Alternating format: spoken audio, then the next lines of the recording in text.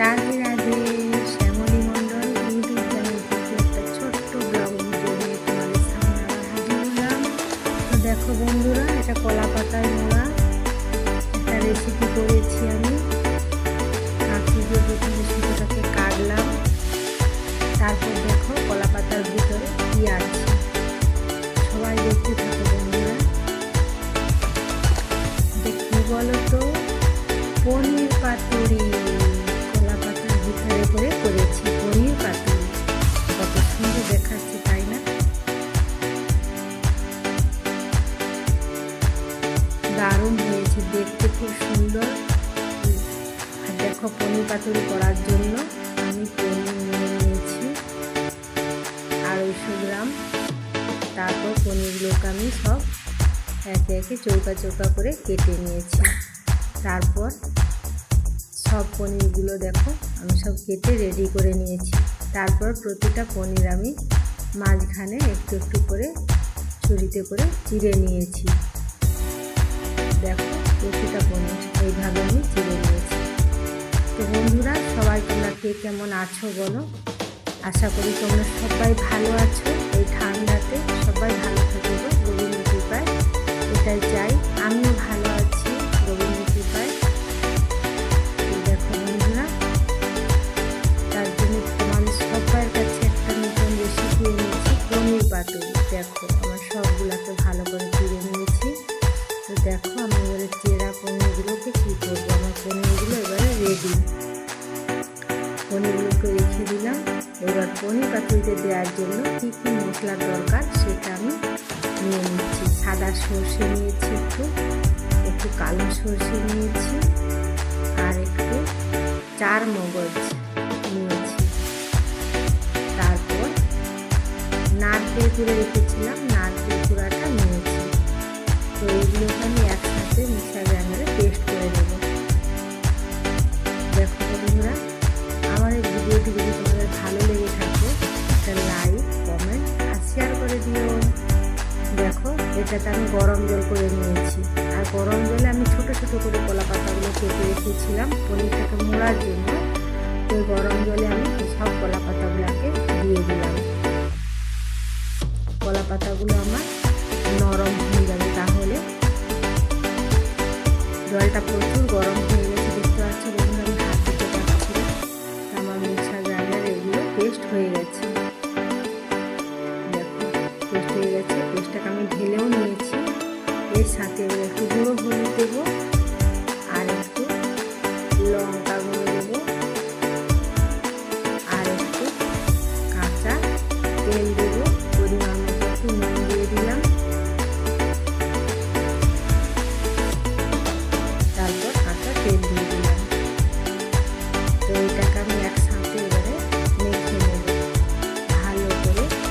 সব কিছু একসাথে আমি মেখে নেব। তো বন্ধুরা, তোমরা সবাই দেখতে পারো এইভাবে পনির পাতুরি বানিয়ে মাছ মাংসকে ছেড়ে দিয়ে এগুলো খেতে মন যাবে।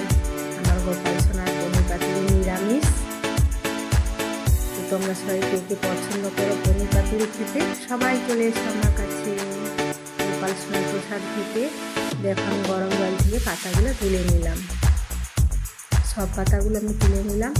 দেখো আমার পাতাগুলো কেমন নরম হয়েছে। দেখো এবার আমি যেমন খুশি ইচ্ছা মুড়ে পাতাগুলোকে বাঁধবো, কিছুই হবে না, না তো ভাঙবে না ফাটবে পাতাগুলো।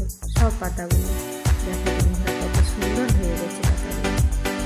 তো সব পাতাগুলো আমি এইভাবেই করেছি। মশলাটা আমার রেডি। এইভাবে ওই যে পনিরগুলোকে চিড়ে রেখেছিলাম, এবার চেরার ভিতরে কিছুটা মশলা আমি দিয়ে দেবো, আর একটু পনিরের উপরে চারপাশটাকে মশলাটা এইভাবে মেখে নেব। চারপাশে মশলাটা মেখে নেব। তো এই মশলার সাথে একটা টমেটো পুরেও দেওয়া হতো, কিন্তু আমার গোপাল সোনাকে দেবো তো তাই টমেটোটা পুরে দিলাম না। কাঁচা টমেটো দিলাম না, কারণ গন্ধ করবে। তো দেখো একটা কাঁচা লঙ্কা দিয়ে দিলাম, আর একটু তেল দিয়ে দিলাম, সরষের তেল। ডেকোরেশনটা ভালো লাগছে, তাই না? খুব টেস্টি কিন্তু হয়েছে। আমার গোপাল সোনাকে দিয়েছি তো, আর আমরাও খেয়েছি প্রসাদটা। সত্যি খুব টেস্টি। তোমরা বানিয়ে দেখতে পারো এইভাবে। হ্যাঁ, নিরামিষ পনির পাতুরি দারুণ একদম।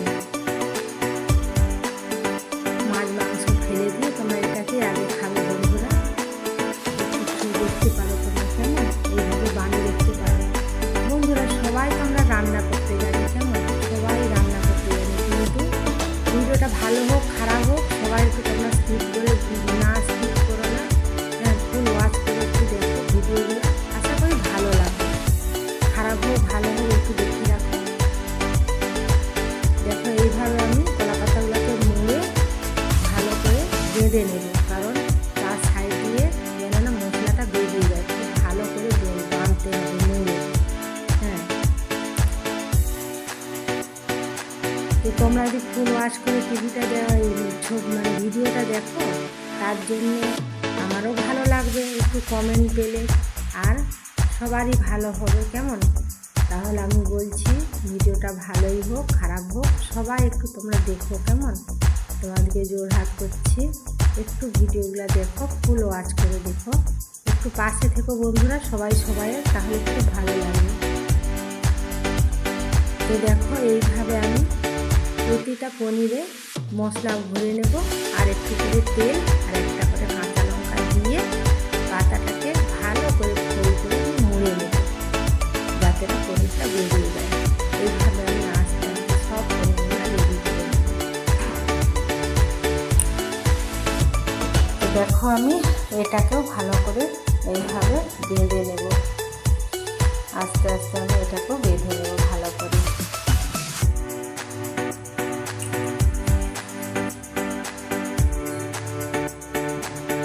দেখতে থাকো বন্ধুরা, সবাই আশা করি তোমাদের সবার ভালো লাগবে এই ভিডিওটা। আর সবাই একটা লাইক কমেন্ট শেয়ার করে দিয়ে আর পাশে থাকা বেল আইকনটি অন করে দিয়ে আমি প্রতিদিন ভিডিও আপলোড করার সঙ্গে সঙ্গে তোমাদের সাথে চলে যাবো। তো দেখো আমার প্রতিটা কলা পাতায় করে মুড়ে পনিরগুলোকে রেডি করে নিয়েছি। এবারে কড়াই হালকা তেল দিয়ে কড়াইটা আমার গরম হয়ে গেছে। এবারে ওর মধ্যে আমি এই বেঁধে রাখা পনিরগুলো ওর মধ্যে সব দিয়ে দেবো। দেখো এক এক করে সব পনিরগুলো আমি দিয়ে দেবো ওতে।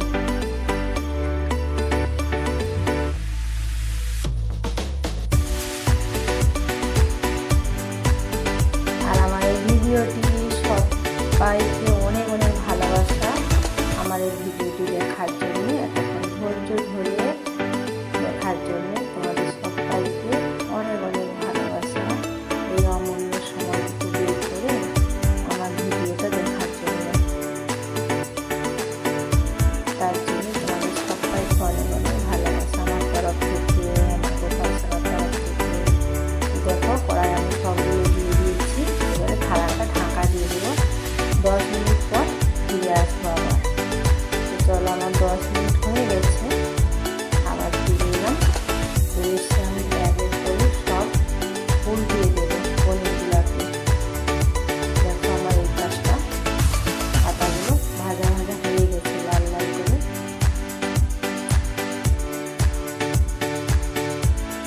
সবগুলোকে আমি এবারে আস্তে আস্তে এইভাবে উল্টিয়ে দেবো।